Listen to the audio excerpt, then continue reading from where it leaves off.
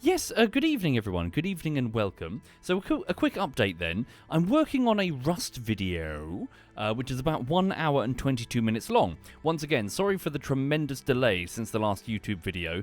What happened there is I started working on a bullshittery that was really, really big and it burnt me out. So I decided instead the best course of action would be to pivot to a completely different, really, really big project that's burning me out. No, it's fine.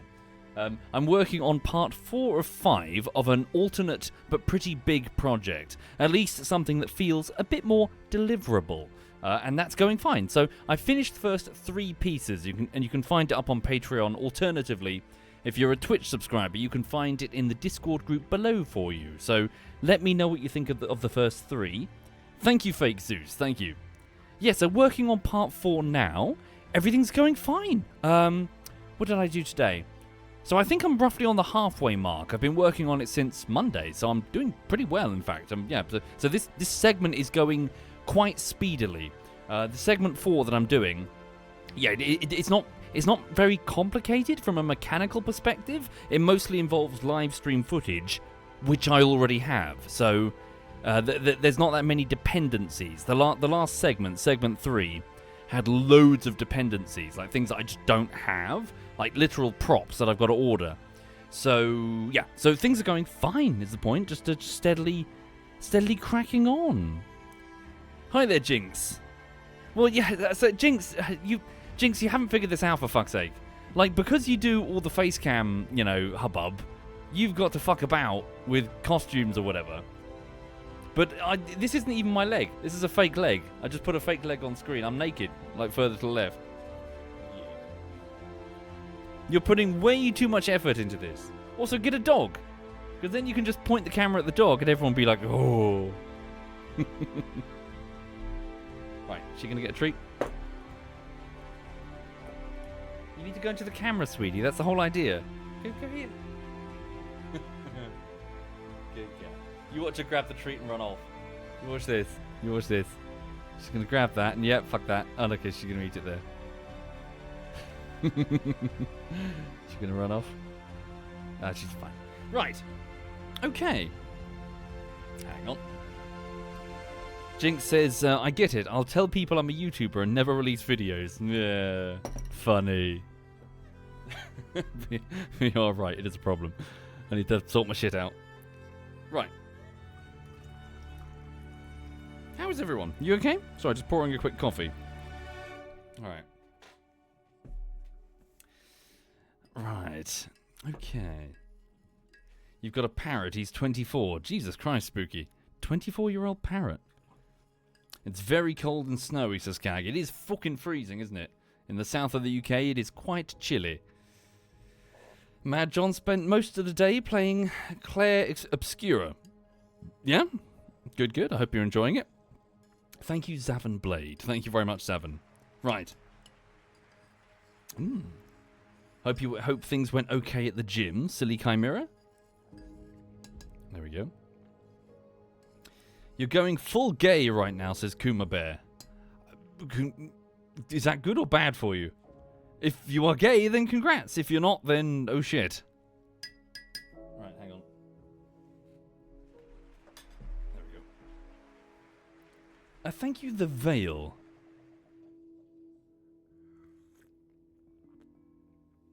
Right, coffee. Okay.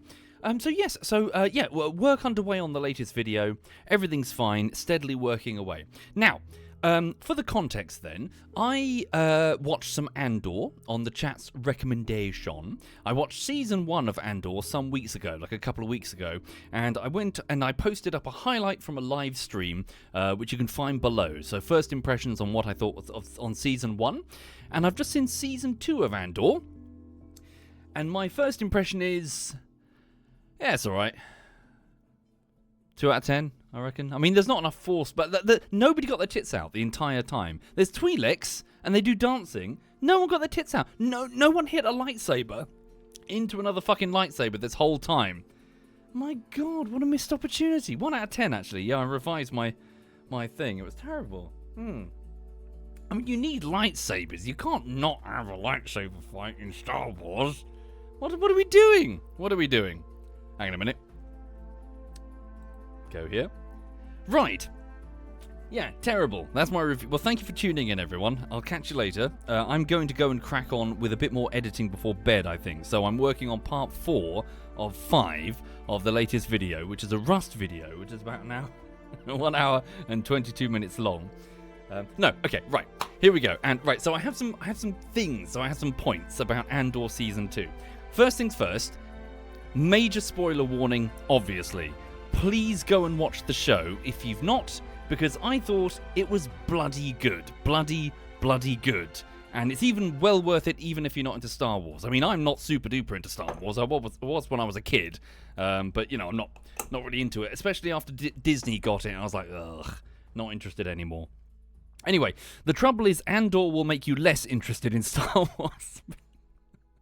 I have a feeling this series is going to be a major bugbear for Disney. Because having seen all of Andor, I can tell you that it makes you rethink Star Wars somewhat, considerably.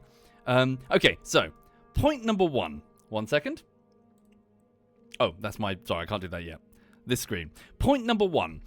So, my first point is the same point that I repeated. So, now that I've finished all of Season 2, I will repeat the first point that I made in the first highlight. It is too good for Star Wars. It is so good.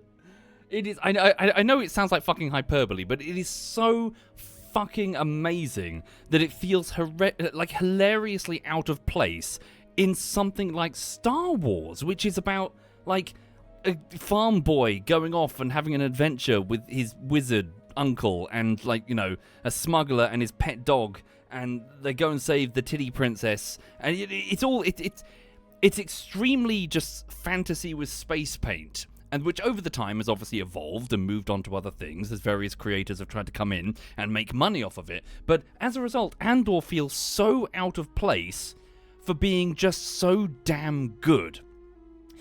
I mentioned this morning that I felt a little pang of, like, fuck off, when this is the credit screen for Andor was playing. And it was around about this point in Season 2 where the fucking Star Wars theme started playing. And I'm not exaggerating when I said I felt a pang of offense when I was like, get your Star Wars music out of Andor, you bastard. Like, get that out of here. Like, it was so incongruous with what I've just seen. This sort of Bourne Supremacy, Bourne Ultimatum style show. And then all of a sudden, it felt like Andor had just taken a bow and left the stage. And then suddenly George Lucas had fatly run onto the stage to go, no, this is Star Wars.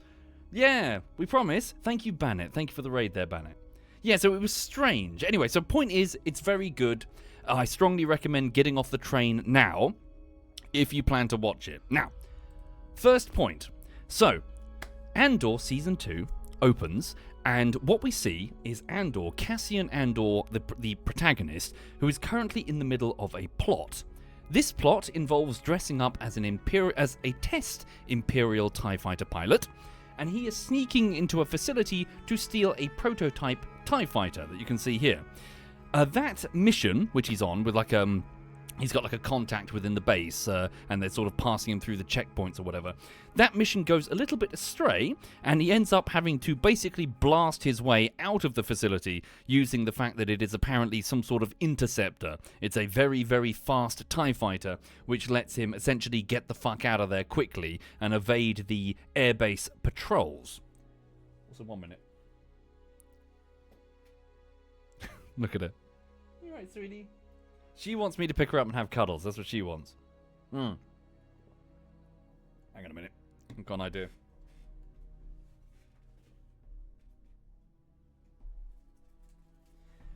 Lulu, why don't you... Why don't you play with some of the toys? You've got... She's got so many toys. Look at all the toys. Play with the toys. She's got a whole box of toys. Sorry. How many fluffy toys have you got? Yes. Oh, I'm sorry, honey. I'm sorry. Do you want to come in? Yeah. I'm sorry, darling. Oh, dear. Anyway. Sorry, what was I talking about? Right, so Andor, for those just joining. Yes, so opening of Andor, plot is underway in which Andor escapes. He has to fight his way / fly away quickly from the base with the TIE Fighter. Now, Andor takes the TIE Fighter and he flies off to a planet, to a moon, a jungle moon, where he subsequently lands the TIE Fighter and gets out. Now, Andor is looking for a contact. He's looking for another rebel, although it's more accurate to say that so the rebels aren't really the rebels at this point. This is a few years before the Battle of Yavin. So as a result, the rebels aren't really the Rebel Alliance. They're more just a bunch of disconnected rebel cells, and I believe the rebel leaders are even mentioned by name. Like, one of them's called Saw something. I think another one is called, what's his name again? I can't remember. He was killed in Season 1. But, like, they're all disconnected groups, essentially. And Andor lands his TIE Fighter only to discover, to his dismay, that his contact that he's meant to go and meet has been killed. And in their place are a bunch of total fucking amateurs. So, these rebels that he bumps into, and I'll get to my point, the show does this almost like a comedic break where it stops being serious and we suddenly get the plot of a bunch of complete idiots on a moon who have no idea what they're doing. The show is essentially showing what happens if you just get a bunch of people who are poorly led but have a lot of enthusiasm. And so, as a result, these total bellends are stuck on this moon. They can't escape without a ship. And oh look, here comes Cassian with a TIE Fighter, who they plan to, they plan to steal it. But obviously, they can't fly it themselves because they're not pilots, so they're stranded. Anyway, so yeah, Kiro says that was so awful. The thing is, I kind of liked it because it was okay. The show. Here's my point. The show was demonstrating that being angry is not enough. That being sort of like upset and complaining about something, especially something like the Empire, a system which is by design crushing people, it is not enough to simply bicker and be angry on the internet. Because if you do, you're simply doing the same thing as a bunch of idiots on a jungle moon. At one point, these rebel groups are having a disagreement over their leadership, and the leaders basically stop and they go, I can't remember exactly their wording, but they're like, let's settle this. Yes, I choose Sarback rules. And they look at each other and like, And then they surround each other in the jungle and they light their they put their guns down and they light these torches. They're sort of looking, they've got these big torches, I think. And each leader steps in front of the other one and goes, choose your second. And then like another man, like a sergeant or something, or whatever, their second in command steps up. And then, no joke, I thought they were going to knife fight. Instead, they start playing rock, paper, scissors, or the equivalent of rock, paper, scissors in Star Wars, where they're literally going like, Snake, like Sarlacc, or they're doing the whole slap your hands. They're playing children's games. They're literally playing children's games in the fucking forest, while the Empire is out there going, yes, how many genocides have we had this week? Well, we've had 3. We were trying for 4, but we ran out of resources. I'll speak to the Emperor about that. So, the reason why I like this is that it's essentially showing that, yes, opposition to something isn't enough. Arguing on the internet or bickering amongst yourselves isn't enough. Unless you're actually like, is it Clara? Is that her name? The actual operative who was working for Luthen. Sorry, what is her name? I do have it here. Clea. Unless you're like Clea, who is actively attempting to sabotage the regime, you may as well be a bunch of fucking rebels in the jungle. Like, fighting over some stupid bullshit, and then moments later they got fucking killed by a monster. Which is a bit on the nose, frankly. They spent so long bickering that some monster came out of nowhere and just fucking ate them. And then they all died. And then Andor ran off, and the show continued. But I kind of like it. As goofy as this whole opening was, and as much as people didn't like it, I kind of do, because it's showing that your opposition to a regime is not enough. You've got to get out there and actually start sabotaging it. Which leads me on to this person. This guy... Now, okay, here's the thing. I might embarrass myself. I apologize. This character's name is called Saw Gerrera, I believe his name. Saw Gerrera. And I have not seen Rogue One. because I'm not really into Disney Star Wars. I started on Andor. Now, there's a possibility, I don't know, but there's a possibility that this is just a character from that film, and I've got the wrong end of the stick, because I thought what they were doing here, because this is just after the Yavin Rebels, I thought what they were going to do is that they were going to show... So, Saw Gerrera here is speaking to one of the survivors from Season 1. Now, that survivor was a bomber. He literally threw a pipe bomb at Rick's Road. He threw it over the stormtroopers, it exploded, blew up a bunch of a cache of explosives, and caused a shit ton of damage. I thought what we were going to see here, because the rebels keep saying he's... Sorry, am I pronouncing it incorrectly? Saw something. Anyway. Sorry, the other reason that I speculate he's probably from another show is that he's got a very goofy uniform. Is it just me? Hang on a minute. What's he wearing? What's on his sleeves? He looks so out of place compared to everyone else. Not just in the scene, but in the show. It's very, very strange. Anyway, all the rebels are talking to him, and they're saying, like, he's an extremist, he's an extremist. And I thought what was going to happen was that we were going to see that Ferric survivor doing things like bombing civilians. We were going to see him do things like terror attacks, essentially. And I thought the show was going to go down the route showing that, okay, you may be fighting for a cause, but sometimes you're going to get genuine psychopaths in that cause. I thought that was what it was going to happen. It didn't go that way. And I'm wondering, maybe I just got the wrong end. I suppose you guys can tell me, and I can tell myself after I watch Rogue One. Maybe I just got the wrong end of the stick, and I just misinterpreted it. But I thought that he was going to be the extreme part of the Rebel Alliance. The bit that the rebels perhaps need to purge before they can get legitimacy. You know, it's not too convenient when your government is trying to become a government if you've got some genuine fucking murderers, if you know what I mean. Anyway, sorry, just sipping the coffee. Anyway, we'll park that, because I think I just got the wrong end of the stick, but I figured I might as well mention it, because it threw me off a little bit. Next, my next point. So, I rather loved, I'll tell you what I really loved, during the show, and this was the case in Season 1 as well, we see time passing. Now, it may sound very, very silly, like, of course we're seeing time passing, but the show is doing something that the other Star Wars things weren't doing, which is characters are moving on, the text will say 1 year later or something, and then things are actually happening in the background. For example, this lady... Sorry, that's the wrong slide. This lady... No, it's the correct slide. Sorry. This lady, her name is Cintra, I believe. Cintra, she is an operative for the Axis network. So, like, one of the rebel cells that will eventually become the Rebel Alliance. And I believe her family were once killed by Imperial stormtroopers and leaving her an orphan, essentially. And because of that, she has channeled her hatred for the regime into extremely destructive, and she's a cold-blooded fucking killer. She's so cold-blooded that right now she's looking at essentially her lover.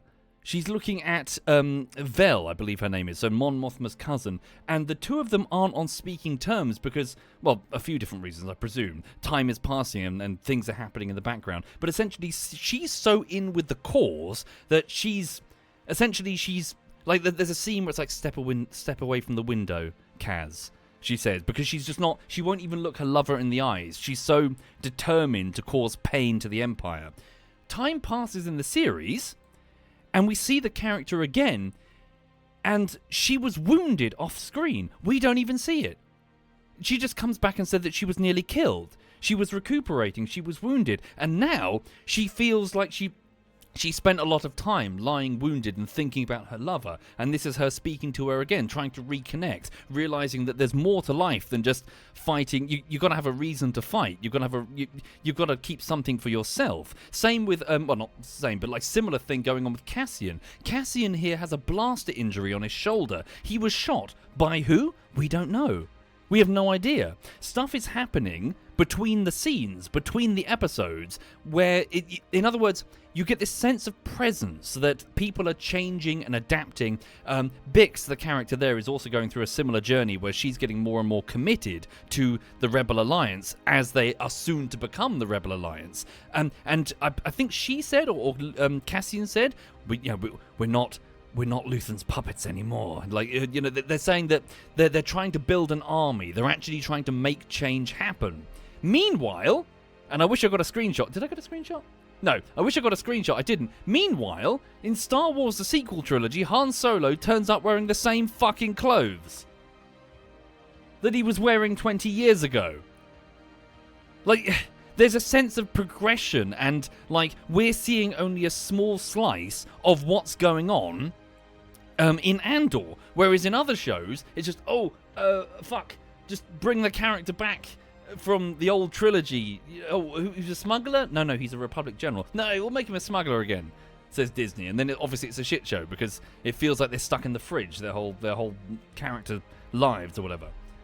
Anyway, so that's my next point, is that the show was doing this really good job of showing progression and people getting more committed to, essentially, at the beginning, they're lone wolves who are just trying to cause the Empire pain, but over time, they realize that they can cause the Empire pain. This might actually work. Genuinely. There's a character called Nimic, I believe his name is, in Season 1, and he posts this manifesto talking about how the Empire has to continually, like, trying to dam an ocean that's rising. They've got to try and, hold the line, whereas the desire for freedom is inevitable. And essentially, you're seeing the progression of these rebels realize they might actually have a fucking shot, and they start to get more and more organized in spite of the Empire's efforts, not because of it. We'll get there. So, anyway, sorry, a very minor point. I like the way that the time was progressing throughout the season. Next point. This is an incredibly silly minor point. I'll just say it quickly. I'm loving the set design. Holy shit, I'm loving the set design.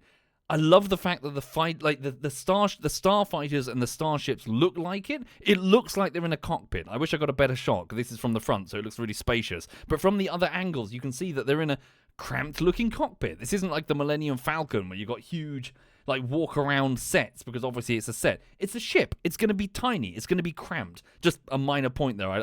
It looked amazing. It looked like, okay, that conceivably looks like a starship. Anyway, sorry, 1 minute. Oh, sorry. Apart from this one moment, so I don't know who decided this, but right, we're going to a planet. What's it called? Gorman. Where is it? The Ceswena sector. It's near Coruscant. Where is it? France. They just made France. It's just France. There's a chef to the left with the saucepan. They've got fucking berets on. Is that supposed to be like a little penny, like a little fucking bicycle? He's got a hover bicycle. It's space France, basically. They made this planet called Gorman into space France. And I thought to myself when I was watching, I had this amusing look on my face going, wait, is that because the Americans think France is really far away? When I'm English, France is over there. I'm on the south coast of England, like on a clear day. It's fucking over there. Stick our middle fingers up and they wave baguettes at us. Anyway. Anyway, so it looks like I can go to Gorman. I just need a canoe. Right. Sorry, where was I? Right, so. Okay. Just going to put this coffee to the side. Get this water. Right. Now. Major spoilers ahead. So this is your second invitation to potentially leave my little sort of thing. Okay. I want to talk about Gorman. Because in Season 2, they introduce a planet called Gorman, obviously. Hang on a second. Space France. Just scrolling down my pictures. Where are we? Do I have a picture of Gorman? No, this is Gorman. Hang on. Right, so they introduce this planet called Gorman. And what happens is, right from the beginning, we get this mission statement from the Empire. And apparently, the Imperials need Gorman. It's of strategic significance for one simple reason. There are mineral deposits in the ground that they need. And they're going to need a lot of it, to the point that when they begin mining, unless they can find some sort of substitute calcite, they're going to have to perform a very, very severely invasive mining process, which is going to render the planet pretty much uninhabitable. I don't think they necessarily say that. I think they keep saying things like, there's not going to be much left when we're done. So for this reason, yes. Deep, straight, foliated calcite. Is that what it is? Yeah. So for this reason, right from like episode 2, they specify in the big board meeting that they need to control Gorman. Now, the Gore, as they call themselves, are a very prideful people, as you would expect. It's Space France. They're very prideful, and what you start seeing the Empire feed this. You start seeing them construct slowly a narrative, and when I say slowly, I mean over the course of years. What they're trying to do is that they're feeding information to the rest of the galaxy that the Gore are prideful people who are, unreasonable. They're trying to paint the picture of the Gore as being unreasonable. And as a result, slowly, very slowly, the Empire try to make sure that the people there are dissatisfied. They, for example, this is the Empire. They have flying fucking spaceships, yet for some reason they decide that they're going to run convoys of equipment straight through the middle of Space France, of Gore, where they're going to apparently blow their horns. They're hitting their horns in the middle of the night. I would probably think for no reason. They're basically trying to wind the population up. And so over time, they're trying to make passive and peaceful demonstration less and less effective. They're trying to push the people into doing something silly. And so what they do is they let discontent build up and up and up. They have this monument in the middle of this square. It's a lovely set. I love the set. They've got this monument in the middle of the square, and the monument is dedicated to something called the Gorman Massacre, or the Tarkin Massacre. And we'll get there in a minute. And essentially, the big demonstrations around it's a rallying point, and they get upset because there's a literal shadow that's being cast on the monument by a new Imperial building that they're making. And they keep saying, we don't know what the point of the building is. And I can't help but think, I think the shadow is the point. It's not. They're trying to sort of offend the Gore as much as possible, along with build-up equipment. And so what happens over time, over the course of the series, for like 8 episodes, is that the Gore are getting pushed more and more to the edge. Now, eventually, they start attacking convoys of the Empire because they want to know what's in them. And the Empire makes sure that they get the itineraries. They make sure that offices manned by the local establishment, the local Imperial establishment, they make sure they're bugged with listening devices from the Gorman front, you see. And they try to make sure they ensure that those boxes in those crates contain weapons. So all of a sudden, the Gore are armed with small arms. They're trying to provoke rebellion, essentially. Now, this is where I want to bring up the character called Cyril. This is Cyril, and he is one of my favorite characters in the show. He's so good. Okay, right, fuck. So, for those who don't watch me regularly, I babble long and often about how I find some character. So Cyril feels like the sort of character that was almost made for me, in the sense that he is a product of forces shaped upon him. Now, those forces aren't particularly interesting. It's not as if he's shaped by, he's shaped by like his domineering mother, for example, or his domineering girlfriend. Stuff like. But in other words, he's not awesome because in spite of the setting. He's shaped by the setting, if that makes sense. And he, in season 1, was a corporate cop on a world, and he basically, his whole life, he is a drone. He is so shaped by his environment that for his entire life he has been little more than a peon. When he was growing up, he was shaped by his domineering mother, who would sink her claws into him, metaphorically, to control him, to control his movements, to control his career. She keeps trying to get him into the standards division or whatever it is. There's this standards thing on Coruscant where you basically work as a clerk in a little cubicle for the rest of your life. And he's a nervous wreck. He's an anxious wreck. He goes off to become a corporate cop to get away from his mother, only to discover that he's now taking stupid peon orders to fill in reports. But there's been a murder. Just say it was an accident. We don't want the Empire snooping around. So he is a peon. He is a drone. So in his act of rebellion, his act of resistance, is to fight that, to break the mold, to go and do his own thing. And he does that in the form of a character called Cassian Andor, because Cassian Andor murdered 2 people on the planet where he was a cop, and he basically started pursuing him. And over the course of season 1, it does not go well for Syril. It does not go well for Syril. He ends up just completely fucking it all up, because not only is he shaped by his environment, he's incompetent. He's like, what do you expect? He's an anxious fucking drone. He hasn't been, he's totally incompetent. He's enthusiastic, but he's inexperienced. He's eager, but he's reckless, essentially. He's trying his best, but he's useless. Right, so Cassian represents I suppose the antithesis of all he is. He's like a force of chaos, but I think it's more pressingly that Cassian is this rebel, essentially. He is an act of rebellion for Syril. Now, in the very first... Do I have a shot of her? Hang on. Where am I? I do. So in the very first season, he ends up, in a moment of bravery, saving a damsel in distress. And that damsel in distress was another character I'll talk about momentarily, called Dedra. Dedra is an ISB supervisor, so like the Imperial Security Bureau. And the 2 of them, by season 2, are in a relationship. They're in a relationship with each other, and they've essentially they're like they are they're essentially they're made for each other, I suppose, one way that you could say it, because in Syril's case, she is not merely just a damsel in that moment she was, but she is a powerful, confident, what's the word I'm looking for?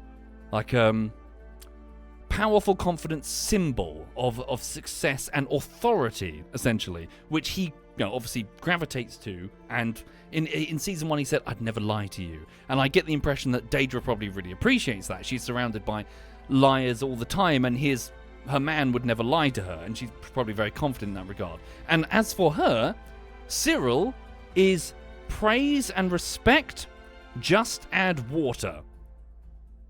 Like, he's a bit of a puppy dog in that regard, but as a result, the 2 of them are totally made for each other. Like, holy shit. Like, they're both really, really awkward, and they're both probably thoroughly not a good idea to maybe have children or whatever, because they'd fuck them up horrendously. But yeah, the 2 of them are made for each other, and as a result, they start a relationship in season 2. Now, what happens then is Dedra sinks her claws into Syril. Poor Syril, who has essentially got this domineering mother, this dead-end job where he's a peon. Dedra sinks her claws in deep. This particular scene that you're seeing here, Dedra is actually defending Syril against her domineering mother, and really succeeds in prying her mother's claws out of Syril, only to essentially sink her own claws in. Poor Syril. It's not getting anywhere. Obviously, he thinks he's in a loving relationship, but Dedra starts using Syril. Why? Because she sends him to Gorman. Here.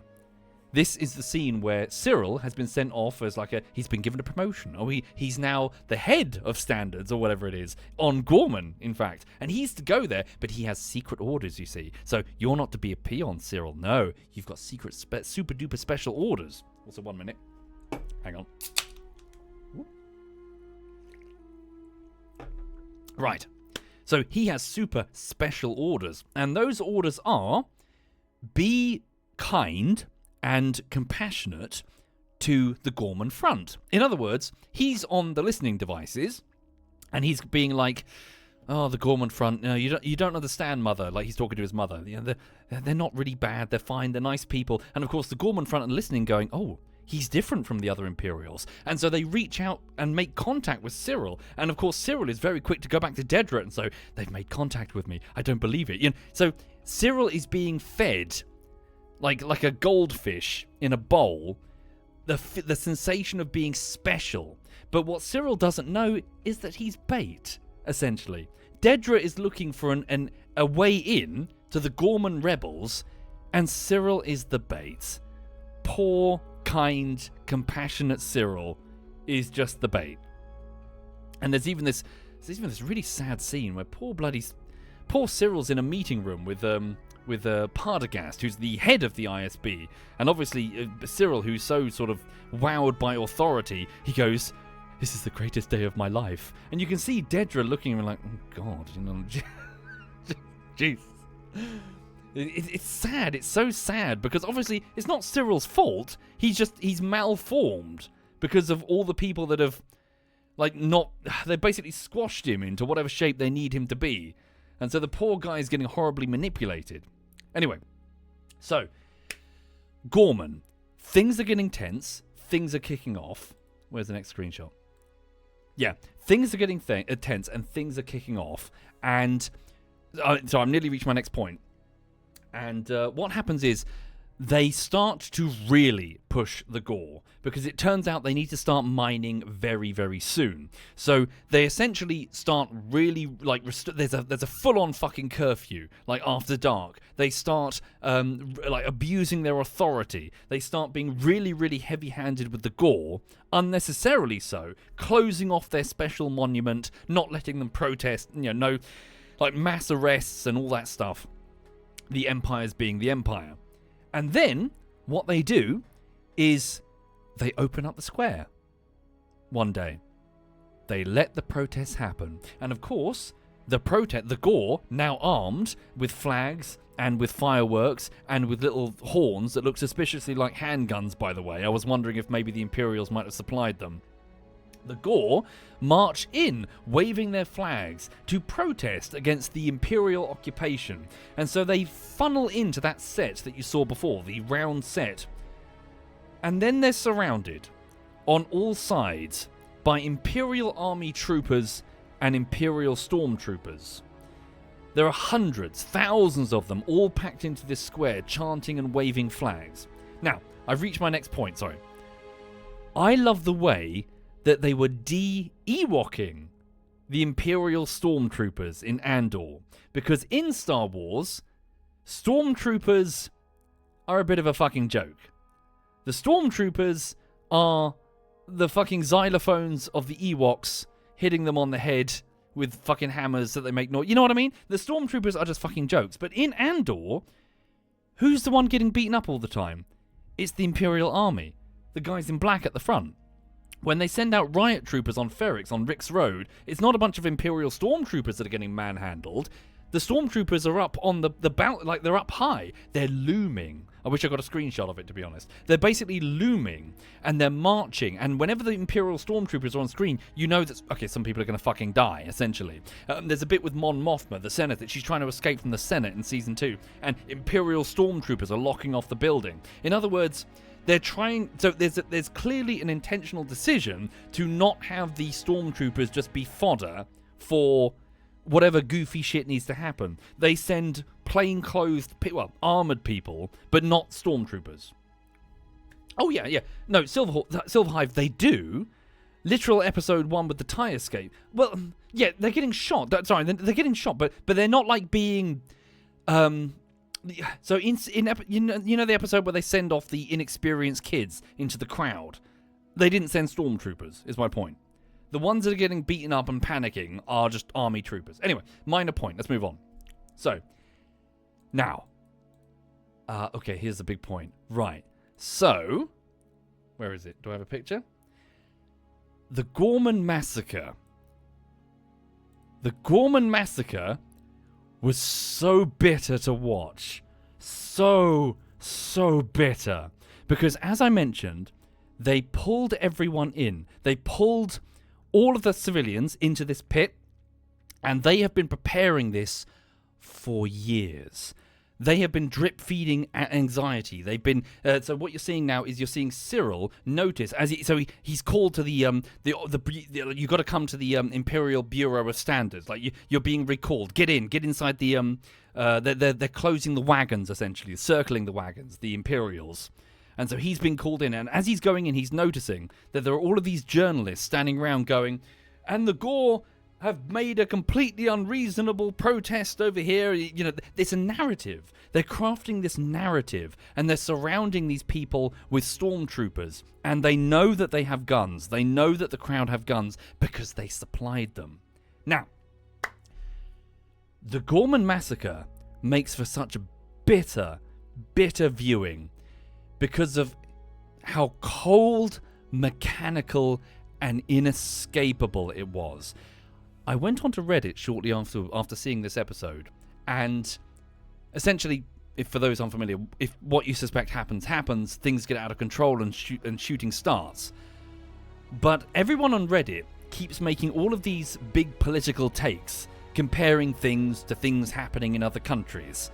You know the ones that I'm describing. But I think it's way worse than that.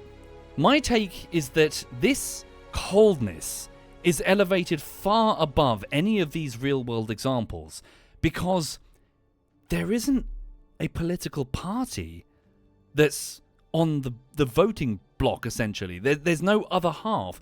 This is existential for the Gormans because, and it's not like an occupation of their land by a foreign force that's just going to take it from them and then change the land rights to have it be theirs. The Empire physically want the land. I mean, the land. They plan to chew up Gorman and make it unlivable anymore. There won't be a Gorman. There won't be the Gore. It's patient. It's mechanical. It's cold. That a situation is set up in such a way that they can't escape and that fighting won't work. The guns that they have, the Empire let you have them. There's a pacifist father. He's like, he's the father of, like, this hot-blooded, rebel French lady. And she's like, we must fight, father. And he's like, no, we can't. They'll just bring more forces against us. We can't. And even his pacifism is useless because we're not watching a political party try to manufacture a crisis to stay in power. This is a boa constrictor. And the Gore are the rats. They're food. And it's so bitter to watch this slow massacre of these people who can't do anything but scream into the concrete as they're shot. And on that note, Dedra. 1 second. Yeah, here are the Gore. They're the stormtroopers. Sorry, I should have accelerated forward. There's the stormtroopers surrounding them. There's Cyril. Yeah, sorry, I had pictures for this. I should have continued. Yeah, so they just get absolutely gunned down. There's nothing they can do. They are surrounded and they just get shot to pieces by the stormtroopers around them.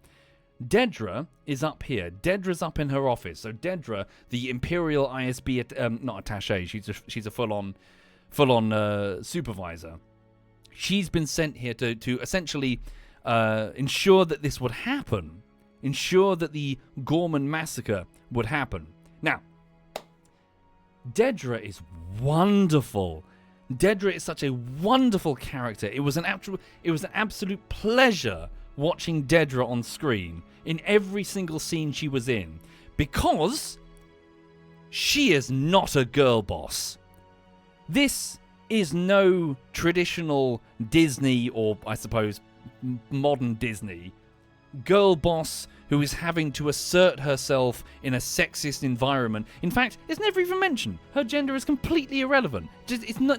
There's a maturity in this. It's not even given like a token acknowledgement for sort of Disney to pat themselves on the back and be like, oh yeah, we addressed it. No, never comes up. She's never once having to assert her authority. Obviously, she's desperate for validation, but that's just because she's a fucked up orphan, essentially. But Dedra is amazing to watch because she's a cog in the people-eating machine, and she doesn't even know why. She doesn't even know why she's doing what she's doing. Well, she does. She has an idea, but it's wrong, and we'll get there in a minute when we talk about Partagaz. But she is essentially, she's as much of a drone as Cyril is. But she's essentially, she's a cog in the people-smashing machine, and she's here to ensure that the people get smashed according to the plan. She's operating the gears of the state, and as a result, in Andor, we see the gears of the state. It's fascinating. I loved watching it. I loved watching every ISB meeting because, like, we've seen lightsabers hit lightsabers before. Who gives a shit? We've seen fucking, all the Star Wars stuff. Here we're seeing, okay, how exactly do they hunt the rebels? And Yeah, so essentially, Dedra she was wonderful to watch as she was trying to sort of navigate and rationalize and explain away everything that was happening. And when I say that she's a drone, we'll get there in a minute, she really is. And just bringing back Cyril for a minute, at this point, when she's standing in this building, one floor below, poor old Cyril, where is he? Poor Cyril is ushered into the building. At which point, where is he taken? Into a storeroom. He's literally taken into a storeroom with a bunch of these fucking Terminator drone things, these droids, with a bunch of, like, I presume tourists and other... Sorry, it is notable that his staff aren't here, because we see them later. The Gore staff that he was, supervising in his office, in his Bureau of Standards, they're all outside with the guns. So all of these people are just like Imperial assets. He is as much of a robot, as much of a droid, as these droids are. Poor Cyril is just ushered like, you've done your job, now just go into the storeroom and be quiet, essentially. But he doesn't want to be quiet. And so he storms out. He storms out of there to confront Dedra. Now, my next point. Where is it? Hang on. There's Dedra. Okay. Now, I need to take a big swig. Hang on. So, now I want to talk about the Ghorman massacre, but not the one you think about. Because many years ago... Right, no, I'll start elsewhere. So, there's all this talk in the sequel trilogy, and I've been watching many a video essay about the sequel trilogy, fascinated about how fucking malformed it is. But there's so much talk about reinventing Star Wars for the next generation, bringing it back. What J.J. Abrams had that behind the scenes where he's like, he wants to do away with the prequels, the bad taste that the prequels put in everyone's mouth. How do they do that? Well, they just remake A New Hope, obviously. They didn't say that openly, but that's kind of what they did. Hot take. The first film in the sequel trilogy was just A New Hope, wasn't it? But it's got a new cast. It's got a new, younger cast. And they meet up with the old cast and then they hand over the torch. But that's not how you do it. Andor is showing you how you do it. Why? The Tarkin Massacre. Grand Moff Tarkin. Now, I remember this all the way back in fucking...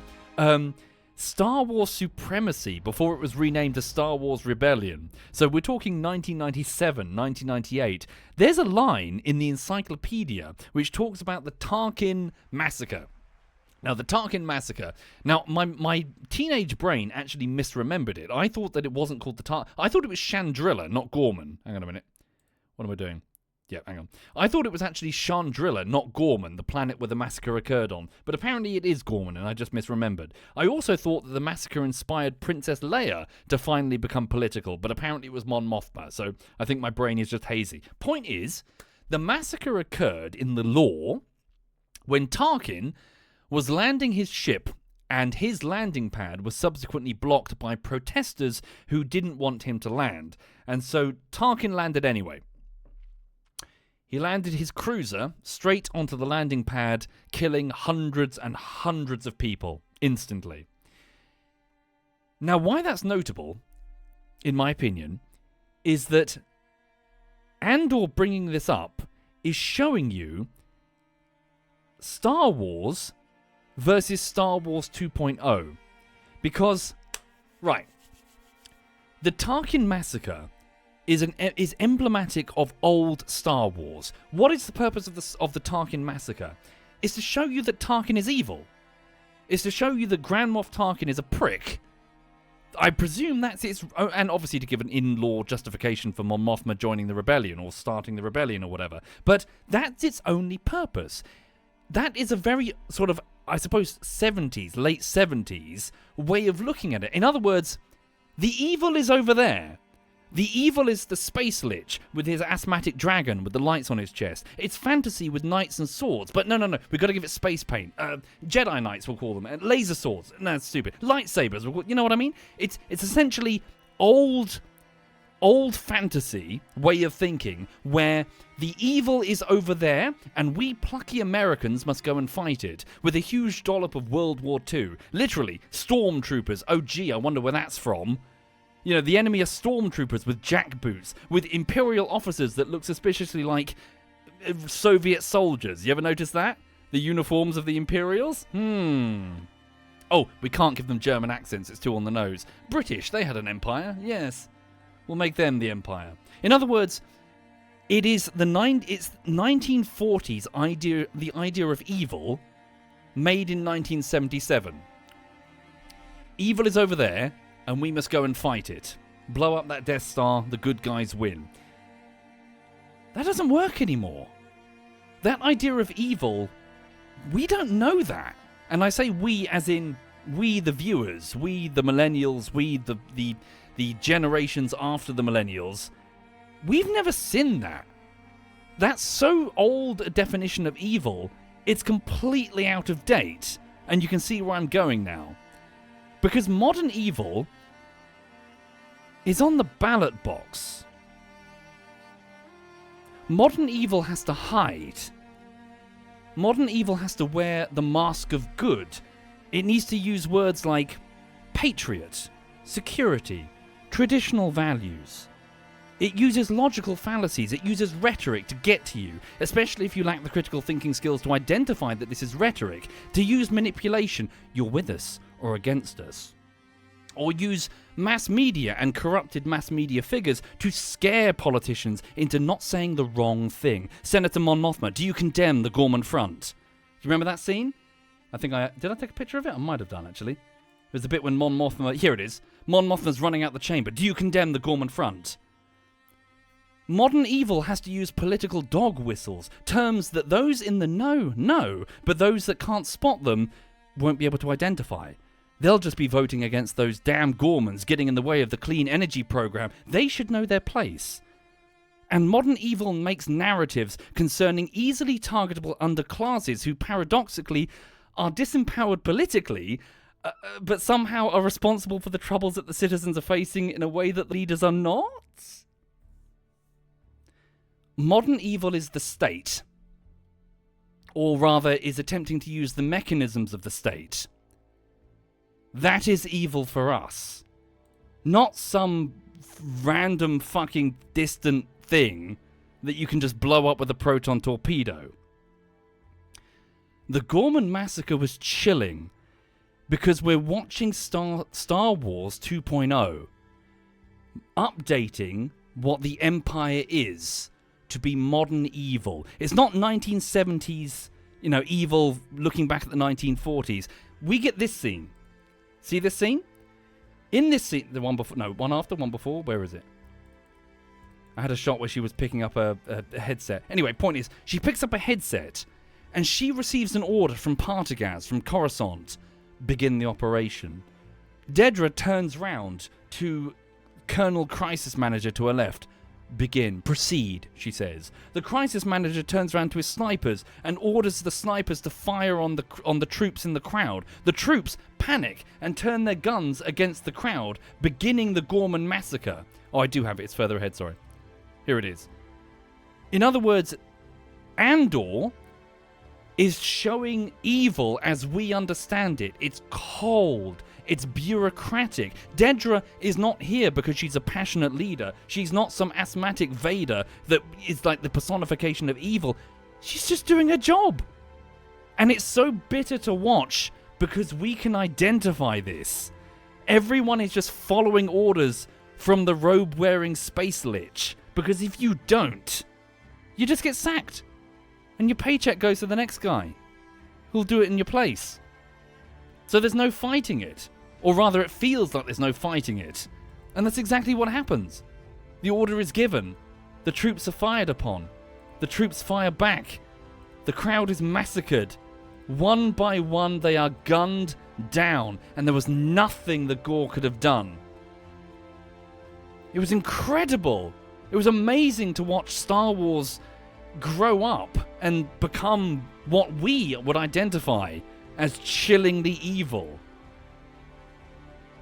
And afterwards, when all this is said and done, the actress, I forget her name, I'm so sorry, the actress that played Dedra had this marvelous moment where she breaks the fuck down, where the cog in the murder machine realizes just how fucking far she's gone. And I don't know if she knows at this stage, but it goes so much harder than that, because in the middle of this shit show, she wasn't gripping on tightly enough to the things that she would care about, the things that matter to her, and the winds of history that have whipped around her clothes have stripped from her one thing: Cyril. Cyril wandered out into the crowd, horrified at what he was seeing, unwilling to just sit there in a cupboard and be some instrument. Cyril wandered out and just wandered around, confused in the firefight. Literally blaster shots zipping around him, observing the massacre of thousands and thousands of people. And it's in this moment where we get the most incredible scene that everyone knows who's seen the show, knows exactly what I'm about to describe. When Cyril sees Cassian Andor. For Cassian is there on his own mission. I thought that Cassian was going to accidentally start the Gorman massacre, because he's here to shoot Dedra. Revenge, basically. But it's so much colder. The Imperials started it themselves, and Cassian has nothing to do with it. Absolutely nothing to do with it. He is, in this definition at least, a tourist. Just passing through. And Cyril sees him. Cyril spots him in the crowd. And just fucking breaks. In an instant, Cyril charges. He fucking charges Cassian, smashes him to the ground in the bar, and the two of them just start bloodily fighting. They just start kicking the ever-loving shit out of each other. With chairs and with a fucking pot of peanuts. I'm not even joking there. He's just smashing in. Yeah, they just had a fucking fight. Full-on screaming fight. Yeah, you can, yeah, well, obviously Cassian's trained, but yeah, just the rage of a man who has seen the idol of everything that's gone wrong in his life, just standing at the side of the road. And at the end of the fight, Cyril wins. Cyril won the fight. And he finds a gun. And he has Andor down the barrel of it. All he has to do is squeeze the trigger. This drone who's been pushed around his whole life, all he has to do is fire to kill a murderer. And it's at that moment that Cassian stops and asks him, "Who are you?" And it's over. Like, Cyril just completely shatters into a million pieces. This idol that he's pursued his whole, for the several years, essentially, that there's lived rent-free in his head, doesn't even know who he is. And that's the last thing Cyril ever thinks. He's shot, killed outright, blaster to the head. And Andor has no idea who. Has no idea. And it's notable that in the door frame in the background there, the man that shot Cyril was one of the Gore, the pacifist father. The father who didn't want to raise a shot against the Imperials. What can you do where even the pacifists are stuck in the bottom of the barrel getting shot? And I can presume that he's the only man that he ever killed. Cyril. Not even one of the Imperials, technically. Just the good people are just killing themselves because of the chaos and the misery created by the king on his throne, Emperor, out of reach. There's nothing they can do. It's a shit show. And in the end, Cyril is an afterthought. He's just a name on a casualty list for his mother to mourn, and Andor never knowing why or who he was, having forgotten him from season 1. And to that end, Dedra gets dealt a similar hand, because she this succeeds, and everything goes fine. She doesn't go down in the end because of anything well, technically she did, but what really happens is that someone else gets curious and is accessing files, essentially. There's a spy in the ISB. It's a whole different thing. The spy in the ISB, a year ago, stole Dedra's codes and basically used them to snoop around in Dedra's files to see what she had. And because Dedra was a bit of an obsessive, bit of a scavenger, she was basically building up as many files as she could, and it turns out she had, according to her, not sure if it's true, but she had a bunch of files related to Project Stardust. Whoops. Because Project Stardust is the Death Star. And so the spy found them, leaked them, and now the director of the Death Star project is pinning it on Dedra. But Dedra had only a tangential link to it. It's the other guy that did it. She gets thrown into the people-mashing machine, and there's nothing she can do. She fed it, she nurtured it, and it chews her up and spits her out like she's nothing. Both Cyril and Dedra end up as drones thrown onto the scrap heap the moment their job is done. It's so fucking cool. The whole show is so fucking cool. It was such a pleasure to watch. And I'm not done, because next we get this wonderful scene. Oh my god. Whoa. There's this wonderful moment with this character called Partagaz. And this character, he's the head of the ISB. So he's the full-on head honcho of the ISB. And in Season 1, we get this... sorry, I need another drink. I'm doing my throat in. In Season 1, we have this wonderful... Almost like Drapetomania. I'll get there. Like a Drapetomania-inspired speech from Partagaz, where he turns to the room, and he's like, what is it we do here? And it's like, we hunt rebels, or whatever the answer is. We look for security breaches. And he's like, no, we are healthcare providers. We identify germs. We spot diseases. We list symptoms. The longer we go from identifying what the diseases are, the harder they are to treat. Now, obviously, he's probably just showboating. But what's great about this is that in this next scene, at the very end of Season 2, he's standing alone in his office, and he's listening to a broadcast from Season 1, the character called Nimic, I believe his name is. He's done like a manifesto, the one that I mentioned about an hour ago, talking about how the Empire has to continually fight on all fronts to maintain the fascist facade, because it can't tolerate criticism. And he's like a blubbing old man, and he's sort of fumbling over himself, because what I mentioned, so the word I just mentioned, Drapetomania.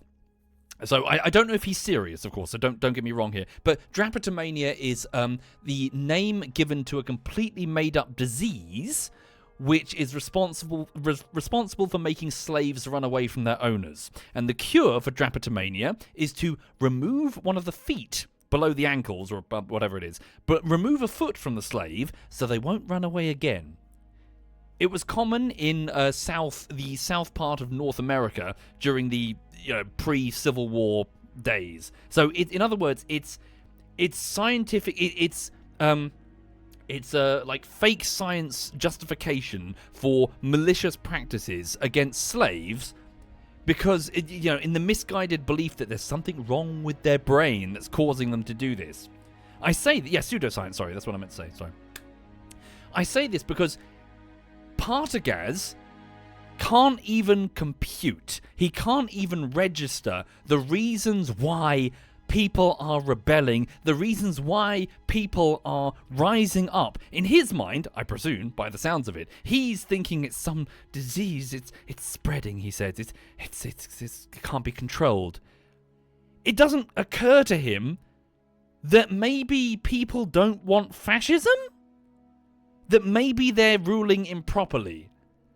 He doesn't have the mental tools to think outside of his own assumptions. And in his final scene, he's still asking questions, and he mumbles meekly, Who do you think it is? Referring to Nimic on the recording. It doesn't matter, Partagaz. It doesn't matter who it is. He's asking all the wrong questions, as fascists tend to do, and he ends up just trapped, shooting himself with no escape. Like, he's so locked in by his own assumptions that he can't escape because he never stopped to wonder. He never stopped to wonder why. He's so busy asking who, he never stopped for a moment to ask the rebels why. Even though Nemec is literally telling him in the recording, in the scene he's in. It's marvellous. It's marvellous. It's fantastic.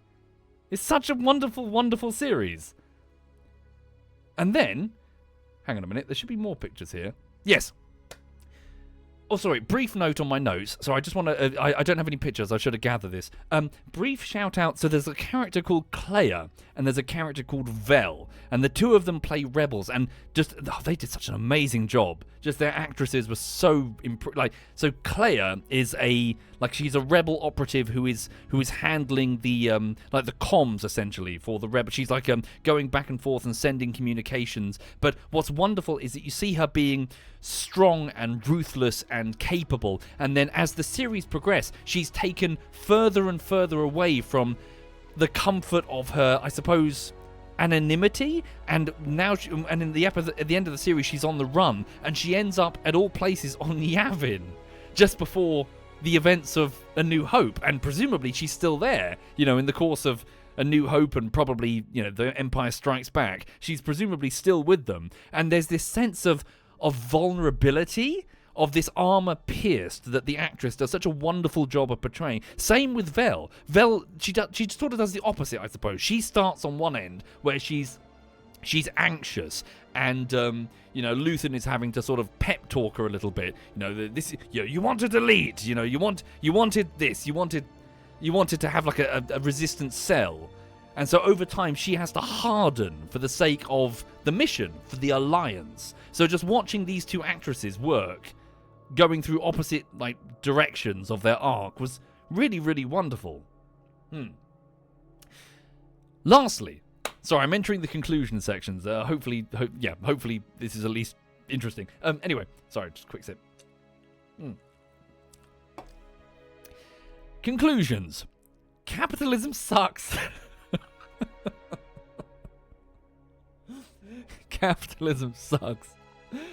That's obvious. Everyone knows this. No, every single person knows that capitalism sucks. Okay, do I have the pictures here?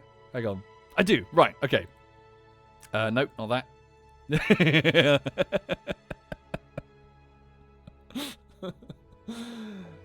Yeah, pretty much. Right. Capitalism sucks. Where is it? No, no, it's not here. It didn't make the list. Damn it. Okay.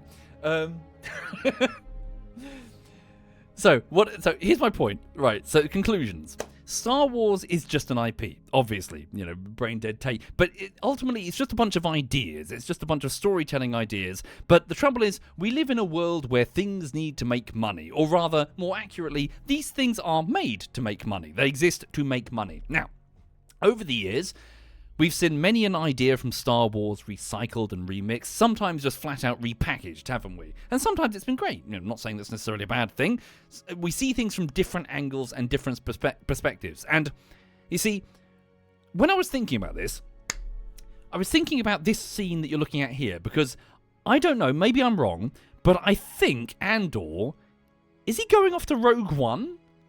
Is he literally walking off to enter the film in Rogue One at the end of Andor Season 2? I think that's what he's doing. Because he's wandering off to go and steal the plans for the Death Star, right? I know that, I haven't seen Rogue One, but I know that because obviously Kyle Katarn was the guy who originally stole the plans for the Death Star. Kyle Katarn is the protagonist of the game Dark Forces, or is it Dark Forces 2? Or both, it's all of them, isn't it? And this is the guy who originally stole the plans for the Death Star. So he literally went into a facility, shot a bunch of guys, stole the plans, took them, got them to Mon Mothma. Anyway, I was thinking about these two protagonists, and both of them are essentially just rehashing a similar story.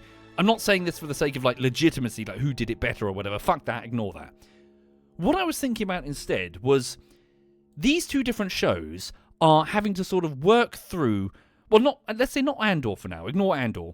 The games, at least, are having to work through the expectations of a medium, a video game, where Kyle Katarn is shooting with different guns of advancing complexity and eventually becoming a Jedi, swinging a lightsaber and getting force powers, because that's the nature of the game. Obviously, as video games have matured, and storytelling expectations have become stronger, more and more of this sort of, I suppose, these protagonists is, perhaps some would say polluting. Some would say polluting. They're entering the lore, is my point. And as a result, there's sometimes incredibly weird power creep where you've got the protagonist from Force Unleashed, like breaking. He's like dropping Star Destroyers out of the sky just by waving his Force hand at them, whereas Luke Skywalker can barely pull a lightsaber out of the ice to stop him from being killed by a giant Muppet. So in other words, there's weirdness from the different mediums that's infiltrating the storytelling process. You get this with Jedi Knight. You get this with Disney. Because Disney want to make lots of money through merchandising and theme parks. Obviously, that's why they do these things. They put in The Mandalorian with Baby Yoda. Well, not Baby. They got. Is it Mandalorian? I can't even brain. They put in things that will be great merchandise, like the Porgs or whatever they're called, the fucking stupid little chicken penguins from the sequel trilogy. In other words, these ways of sort of shaking up and changing and sort of repackaging the stories, commodifying our entertainment, our stories, they're being sort of polluted with expectations that aren't related to telling a good story. Andor is not. Andor is what happens when you have a set timeline. There is only a certain amount of time between here and the start of Rogue One, so you can't keep the story going on forever. There are very few restrictions being placed upon Andor to do things like merchandise or whatever. I assume, maybe that's incorrect, because we don't see them. Andor is a fucking miracle. It's an absolute miracle because these positive expectations or lack of expectations came together in such a way to just tell a great story. And it makes everything else in Star Wars feel ridiculous. The whole rest of Star Wars after Andor looks ridiculous. It's that good. And those are my thoughts about Andor Season 2, everyone. It is absolutely incredible. It is a fucking miracle. And we're probably not going to see anything like that again. Not for a long time. Whew. And I'm done. Holy shit, I need to have a drink. Yeah. How you guys doing? Holy shit. Right. It's really good. Seriously. Watch it. Just watch. Just trust me. Luthen. Yeah, Luthen was really... You know what I thought? Yeah, sorry, damn right. After everything I've just said, I'm going to sound silly. It almost felt like I thought Luthen was going to be a bit of a... I thought he was going to be a Jedi. I honestly thought he was going to be a Jedi. But they didn't in the end, and now I feel silly for thinking it. Because he had that Kyber crystal stone at the beginning. And I thought, he's going to be a Jedi, definitely. But yeah, they didn't do that at all. If anything, you know what? Sorry, this might be a heresy. I would have been completely fine if they just had Clea. Just had that actress. I think she could have carried it. I reckon. Like if she was the Axis network. Yeah, I think that would have worked. She was very good, the actress that played Clea. But yeah, definitely, I agree. Inan Ra. Yeah, it's not even a contest. I would say Andor season 1 and 2 is the best Star Wars, even above and beyond all the original Star Warses, even above Empire Strikes Back. I mean that it's that good. Oh God, sorry, the fucking. Oh, I didn't even mention fucking the bit with Bix on the wheat planet, the agricultural planet. So not only are we seeing the workings of the Empire and visas and agriculture, where they get their food from and all that, but here comes evil, and it's an Imperial officer who's attempting to rape her. And I sat there and I went, okay, Darth Vader coming off a shuttle, scary, ooh. This guy creepily coming in, making sexual advances or he'll take away your visa. Oh my God. Really, it's do you see what I mean? It's evil updated. It's evil that we would understand, as in our generation. It's not, okay, just shoot him and then the evil goes away. It's systemic. It hits home. It's terrifying. Yeah. So, sorry, you know what I realised? I didn't actually have the sub notifications up. I'm so sorry. I should have been reading subs. Have people been subbing and I've been ignoring them? Sorry, bear with me. Sorry, I totally forgot. No, I was opening up all my Evernote shit, scripts and all that. Hang on. Thank you, Explosivo, Fatal, Blue Seer, The Senate, Scare Knightley, Westy, Darth Joe, Nelex Same, The McBain, Mr. Peak, Hilltramp, The Veil, Zavonblade, Fake Zeus, Vagrant, Ho-Hu, and Kim Tilly. I'm so sorry, everyone. Thank you for your extreme kindness. Thank you very much. Thank you, Marthas. Thank you for doing that, Marthas. Yeah, sorry, did I say Darth? Darth Joe. Yeah, well, I hope people enjoyed my waffly rant. Sorry, I've done my throat in. I tell you, I feel scratchy throat now. But yeah, it was so good. It was very, very good. Thank you, Andy Jones and Skillfing. Is there any likelihood of non-subs that will have access to the upcoming DayZ server? I presume so, 5. Bear with me. We're planning to do some DayZ in December, but honestly, I don't know the details. Like, literally, Mag has said nothing. I don't know. I have no idea. What did I think about the Mon Mothma dance breakdown scene? Yeah! It's going to sound silly because, obviously, it looked amazing and it was lovely to see and very entertaining. But it's almost like compared to everything else going on, Mon Mothma almost felt like a bit of a... I don't know. There wasn't a huge amount to say about Mon Mothma. It's difficult because I'm just trying to think like it was more the Empire being updated was more interesting to me, let's say, than Mon Mothma dancing the pain away. Yeah, and everything to do with her daughter. Did I have any thoughts on Mon Mothma's abrupt realization of what was necessary when rescued from Coruscant? I think, now that I think about it, it almost feels like a little bit of a missed opportunity because we saw her shock, but there was no follow-up, was there? We didn't really see... I don't know, I would have expected some sort of breakdown monologue from her, just some scene. She just seemed to get over it really, really quickly. Yeah, shock, but no follow-up for the character? Yes, and then Ra. So I finished the season. Yeah. What did I think about the Season 1 prison arc? Excellent. Really, really good.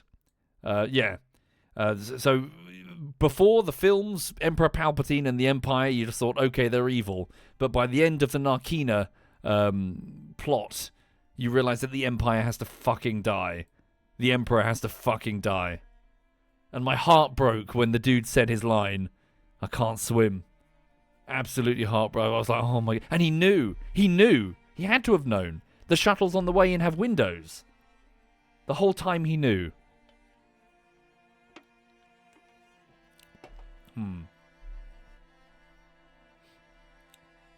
But yeah. You wish there could be space for another season. Yeah, same. It's good that it had a set finish to it, because then obviously it wouldn't drag on until it was shit. And it had a definitive ending. But yeah, at the same time, it feels such a shame that that's all we'll ever get. And how fucking hilarious that this far on, that some random guy who was in some random fucking film, everyone was mocking Andor years ago. Do you remember this? Everyone was mocking the idea of making an Andor series. Like, who gives a fuck about that guy? But it ends up being the best Star Wars ever made. You know, there's fucking series like Obi-Wan series or whatever. fucking the character Obi-Wan, played by the actual actor at the age now at the appropriate age for it, and it's being mocked as hilariously shit versus Cassian Andor, which is incredible. The fucking yeah. But yeah. The sequels really make Andor and his entire life even more. Wait, hang on. Oh, really? Well, yes, I guess I need to watch Rogue One, don't I? But yeah. Trying to think what else is there, really. Gone through all my main points, really. Did I see the post-credits scene? I did. I did see the post-credits scene. Yeah. I get it. It's fine. See, yeah, fine. I don't really have any thoughts. Yeah. Alright. Rogue One does not come close to Andor in quality. Oh, for real? Interesting. Is there much action, or is it a spy political thriller? Engine kills. Sorry, are you asking about Andor? As in, have you just come in to ask about the whole show? Oh yeah, so this might sound. Yes, engine kills. Yeah, sorry. There is some action. There's plenty of shit. Well, sorry, what am I talking about? There's a shit ton of action, but it is very, very. Yeah, there is action, but it is a spy thriller thing. Yeah. So I just thought to myself, what the fuck was going on with it? Yeah, there were that robot. There was one of those killer Terminator robots. It seemed a bit random. They just sort of came out of nowhere. I was expecting them to grab the robot in season 2 and be like, we need plans from its head or something, and then they ended up reprogramming it. But it almost felt like they grabbed him on a lark. I mean, granted, he proved well worth it in the end. K2? No, it was KX. The KX droid, I think he said. He said the 200 KX is in front of Palpatine on a parade in Coruscant.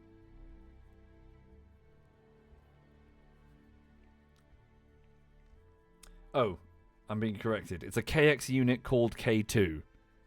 Oh, okay. My bad. Sorry, I thought it was called KX.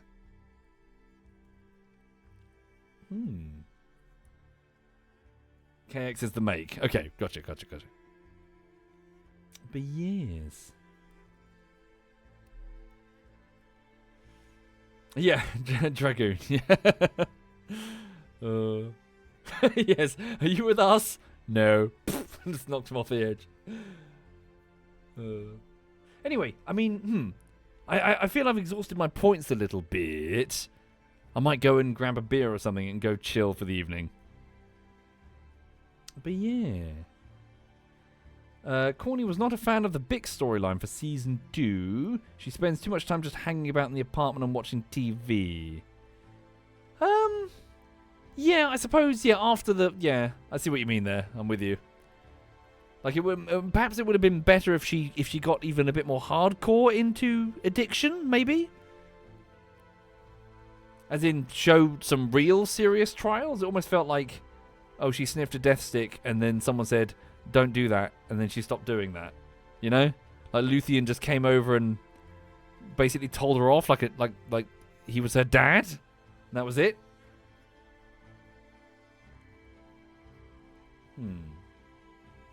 Yeah, but you know, lean into that. Let's give us some drama here.